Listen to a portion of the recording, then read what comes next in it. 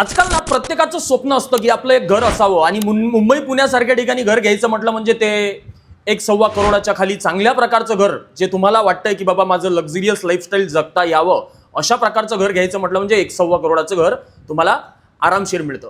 आता 1.25 करोडाचं घर घेतलं, लेट्स की तुम्ही 25 लाख रुपये डाऊन पेमेंट केलं आणि 1 करोडाचं लोन घेतलं. हे घर तुम्हाला पडतं कितीत हे एकदा कॅल्क्युलेशन समजून घ्या. 1 करोडाचं लोन घेतलं 20 वर्षासाठी, ॲव्हरेज रेट ऑफ इंटरेस्ट आपण 10% पकडूयात.